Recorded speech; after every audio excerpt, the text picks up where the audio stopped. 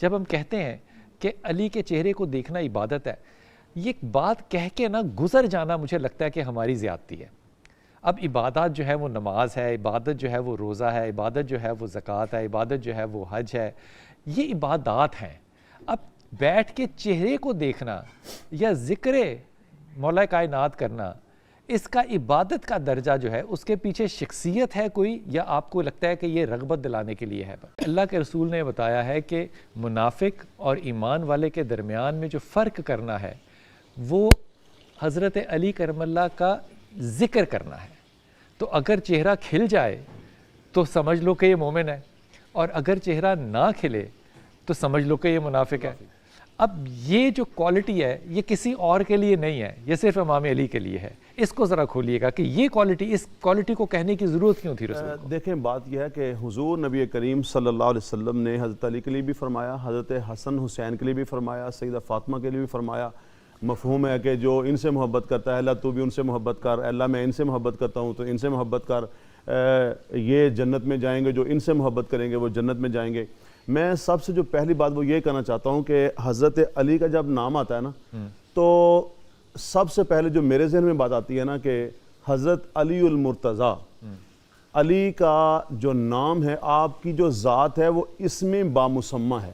اگر آپ اس کو علی میں دیکھتے ہیں نا، یعنی آپ اعلیٰ ہیں، آپ بلند ہیں، جی، اور آپ جب اس کو مرتضیٰ میں دیکھیں گے تو اس کا اردو میں معنی ہوتا ہے چنا ہوا۔ اچھا میں پھر غور کرتا ہوں کہ کہاں کہاں چنا۔ سب سے پہلے تو اللہ تعالیٰ نے چنا اسلام کے لیے، اور سب سے پہلا جو دسترخوان لگایا نا وَأَنذِرْ عَشِيرَتَكَ الْأَقْرَبِينَ، حضور نبی کریم صلی اللہ علیہ وسلم نے اپنے عزیز و اقارب کو اسلام کی طرف راغب کرنے کے لیے، تبلیغ کے لیے وہ حضرت علی دسترخوان بچھا رہے ہیں۔ تو اسلام کے لیے سب سے پہلے اللہ نے، جن کو ہم وہ ترتیب دیتے ہیں کہ حضرت خدیجہ کو خواتین میں، حضرت ابوبکر صدیق کو مردوں میں، اور بچوں کو حضرت علی کو چنا۔ اچھا چنا حضور صلی اللہ علیہ وسلم نے بھی ان کو چنا۔ آپ دیکھیں سیدہ فاطمہ کے لیے کس کا انتخاب کیا؟ حضرت علی کا کیا۔ اچھا پھر آگے جا کے حضرت ابو بکر و عمر و عثمان رضوان اللہ تعالی علیہ انہوں نے بھی ان کا چناؤ کیا۔ بہت سارے ایسے مواقع آتے ہیں۔ اگر آپ حیدر کو دیکھیں گے تو شعر، شجاعت۔ اچھا یہ جو شجاعت ہوتے ہیں نا، بعض دفعہ ہم وہ مرحب کا واقعہ پیش کر کے نا تو خیبر کے ساتھ اس کو منسلک کرتے ہیں، حالانکہ ایسا نہیں ہے۔ آپ کی جو حیات طیبہ ہے وہ اول سے آخر تک ساری ہی ساری جو ہے نا وہ شجاعت کے ساتھ ہے۔ عبادت کے اندر بھی اعلیٰ ہیں آپ، سخاوت کے اندر بھی اعلیٰ ہیں آپ، شجاعت کے اندر بھی اعلیٰ ہیں، اور شہادت۔ اور اس کے اندر میں جو ہے وہ امام احمد بن حنبل کا قول ضرور نقل کروں گا بلال بھائی۔ انہوں نے کہا کہ حضرت علی جو خلافت ہے، خلافت کی وجہ سے حضرت علی کو عظمت نہیں ملی، بلکہ خلافت کی ایک عظمت ہے کہ حضرت علی کی وجہ سے خلافت کو اعلیٰ اور بلندی درجات ملی۔ تو جب ہم ان کے دیکھتے ہیں نا کہ اس میں بامسمہ حضرت علی کو، تو بہت سارے اس کے اوپر واقعات پیش کیے جا سکتے ہیں، قرآن پاک کی آیات کا جو مفہوم ہے، احادیث مبارکہ پیش کی جا سکتی ہیں۔ تو اس میں تو کوئی دوسری رائے ہی نہیں ہے کہ جناب حضرت علی کی دیکھیں، حضرت علی کی محبت کیوں ہے؟ حضور صلی اللہ علیہ وسلم کی وجہ سے۔ تو کون ایسا مسلمان ہوگا دنیا میں جو کہے کہ میں مسلمان بھی ہوں اور حضور کا امتی بھی کہلائے اور پھر حضرت علی کے بارے میں وہ بغض رکھے؟ یہ ہو ہی نہیں سکتا۔ اگر یہ بات جو ہے یہ بالکل سچ ہے، اس پہ ظاہر ہے کوئی دو رائے نہیں ہو سکتی، لیکن پھر اللہ کے رسول کو یہ کہنا کیوں پڑ گیا؟ کیا واقعی مسلمان ایسے تھے جو ذکر علی سے ان کے چہرے اتر جائیں؟ بسم اللہ الرحمن الرحیم۔ بلال بھائی، جو سیدنا علی المرتضیٰ کا معاملہ ہے، میں سمجھتا ہوں کہ نبی کریم صلی اللہ علیہ وسلم نے رغبت دلانے کے لیے یہ باتیں فرمائی ہیں۔ اچھا۔ اور حضرت علی المرتضیٰ کا مقام صحابہ کو بھی پتہ تھا، کیونکہ حضور نے بارہا یہ ارشاد فرمایا کہ علی کی طرف دیکھنا عبادت ہے۔ ابھی چہرہ کا نہیں کہا، علی کا پاؤں دیکھنا بھی عبادت ہے، علی کا چہرہ دیکھنا بھی عبادت ہے، علی کا ذکر کرنا بھی عبادت ہے۔ جب یہ تمام تر چیزیں میرے آقا علیہ الصلوۃ والسلام فرما چکے تو میں سمجھتا ہوں کہ کسی کے دل کے اندر علی کا بغض نہیں ہو سکتا۔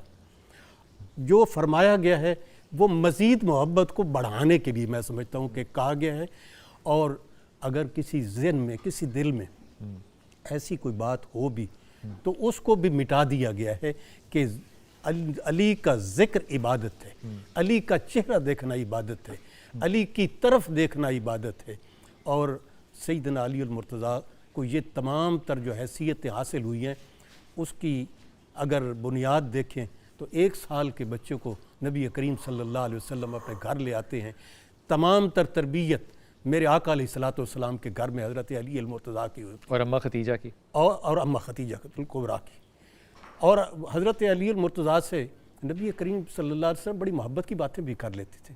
آپ نے ایک دن پوچھا کہ علی، چونکہ معروف یہ واقعہ ہے کہ آپ جب پیدا ہوئے تو آنکھیں نہیں کھولتے تھے، تو آپ نے پوچھا کہ علی کیا بات ہے، تم آنکھیں نہیں کھولتے تھے؟ تو آپ نے اچھا ویسے پوچھنے والی بات ہے نہیں بچے سے، جی واقعی بات ہے کہ بچے کو کیا پتا کہ میں اس وقت کیا کر رہا انلیس کہ بچے کو عالم ارواح کا بھی پتا ہو. جی بالکل کیا لیکن اس کا مطلب یہ ہے کہ علی المرتضیٰ وہ جانتے تھے اور پوچھنے والے کو پتہ تھا کہ ان کو علم ہے، یہ ہم لوگوں کو بتانے کے لیے. کیا بات. تو حضرت علی المرتضیٰ نے عرض کی کہ اللہ کے حبیب، میں یہ چاہتا تھا کہ جب میری نظر اٹھے تو چہرہ مصطفیٰ پر پڑے. تو یہ علی المرتضیٰ کا کمال ہے، یہ ان کی محبت ہے، حضور علیہ الصلوۃ والسلام سے ان کی الفت ہے.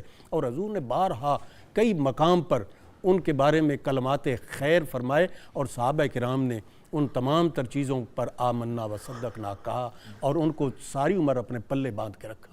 حضرت علی المرتضیٰ کرم اللہ وجہ الکریم وہ ذات ستوتہ صفات ہیں کہ آپ نے جو جنگوں میں حصہ لیا. اگر یہی اسی جگہ پر آپ آ جائیں کہ خیبر کا میدان ہے، بدر کا میدان ہے، 313 مسلمان ہیں اور 1000 کے قریب وہاں پر کفار ہیں. اور اگر قرآن کو ساتھ ملا لیا جائے تو قرآن کہتا ہے کہ 5000 فرشتے بھی تھے. 5000 فرشتے اور 313 یہ مجاہدین، اور علی المرتضیٰ کی تلوار چلی تو 70 مرے کفار کے، اور ان میں سے 30 علی المرتضیٰ نے مارے. باقی فرشتوں اور جو باقی صحابہ ہیں ان کا حساب آپ کر لیں کہ 30 تو حضرت علی نے مارے ہیں،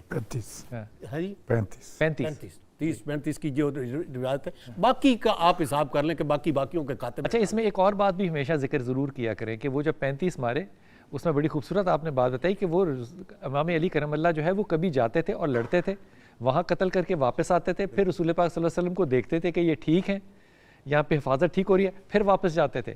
وہ دونوں اطراف کے اندر آپ نے ایک جو بیلنس ہے وہ رکھا ہوا تھا. حضور اقدس اسی طرف آؤں گا کہ یہ جب ہم کہتے ہیں کہ علی کے چہرے کو دیکھنا عبادت ہے، یہ ایک بات کہہ کے نا گزر جانا مجھے لگتا ہے کہ ہماری زیادتی ہے.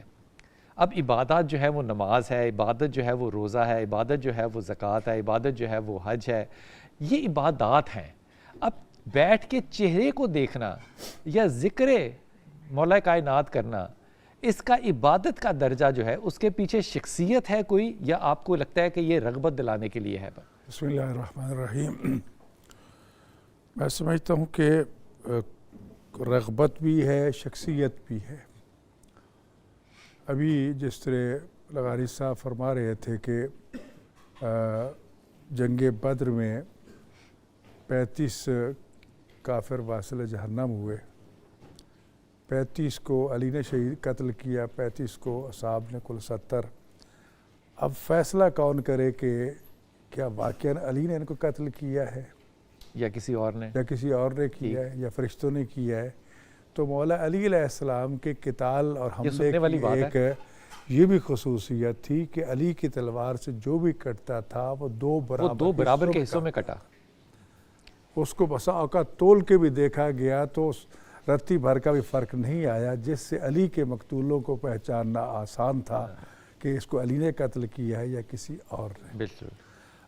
اور پھر اس میں آسمان سے فرشتے بھی نازل ہوئے. یہاں ایک نقطہ علامہ علی نقی علیہ رحمہ فرمایا کرتے تھے کہ فرشتے جو آئے ہیں آخر کسی شکل و صورت میں تو آئے ہوں گے نا جی. اگر وہ اندیکھی مخلوق ہے تو کسی پہ کیا اثر ہے؟ تو یہ تو زیادتی ہے. تو فرمایا کہ یقیناً آنے والا کسی بزدل کی شکل میں تو نہیں آئے گا، وہ آئے گا تو کسی ایسے کی شکل میں آئے گا کہ جس کو دیکھ کر لوگ ڈرتے ہوں.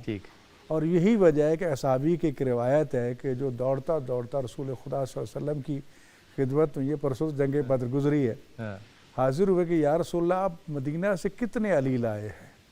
میں میمنہ میں دیکھتا ہوں تو علی ہے، میسرہ میں علی ہے، مرکز میں علی ہے، ہر طرف علی نظر آتے ہیں. فرمایا تھے میں تو ایک ہی علی لے کر آیا ہوں. تو کہنے لگی جدھر نظر پڑتی ہے علی نظر آتے ہیں. تو یہاں دو توجیہات بیان کی.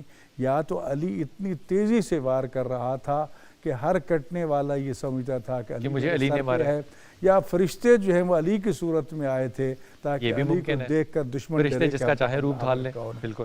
جہاں تک تعلق ہے علی ابن ابی طالب علیہ السلام کے فضائل و مناقب کا, جس طرح یہ الناظر الی وجہ علی ابن ابی طالب عبادہ, تو یہ تو مشہور و معروف واقعہ حضرت ابوبکر کا کہ حضرت عائشہ صدیقہ کے پاس بیٹھے تھے, باتیں بیٹی سے کر رہے تھے, چہرہ علی کا دیکھ رہے تھے, تو کہنے پر مجبور ہو گئی کہ بابا اب چہرہ علی کا دیکھ رہے ہیں, باتیں مجھ سے کر رہے ہیں. تو کہا کہ میں یک وقت دو کام کر رہا ہوں, تو اس سے باتیں بھی کر رہا ہوں اور رسول اللہ کے فرمان پر عمل کر کے علی کے چہرے کو دیکھ کر عبادت بھی کر رہا ہوں. تو بات یہ ہے کہ علی کا چہرہ دیکھنا عبادت رہ گی منافق کی بات. سورہ منافقون قرآن مجید میں موجود ہے. دربار رسالت میں منافق لبادہ اسلام میں موجود تھے اور کئی مرتبہ صحابہ کرام نے اور پہلی صف میں تھے. جی پہلی صف میں تھے. عرض بھی کیا کہ یا رسول اللہ ان کو قتل کیوں نہیں کرتے؟ تو آپ نے فرمایا لوگ کہیں گے کہ علی رسول تو اپنے اصحاب کو قتل کرتا ہے, لیکن پہچانے کیسے؟ تو پہچان یہ قرار دے دی کہ النظر الی وجہ علی عبادہ, ایک طرح تو یہ کہہ دیا. اور حضرت عبداللہ ابن عباس کا یہ مشہور قول ہے کہ زمانہ رسول میں جب کبھی بھی ہمیں کسی منافق کو پہچاننا ہوتا تو ہم علی کا نام ذکر چھیڑ دیتے, اس لیے کہ رسول اللہ کا فرمان تھا اور وہ علی کا نام سن کے خوش ہو جائے وہ مومن اور حلالی ہے, اور جو علی کا چہرہ دیکھ کے جس کا منہ چڑھ جائے وہ حرامی اور منافق ہے.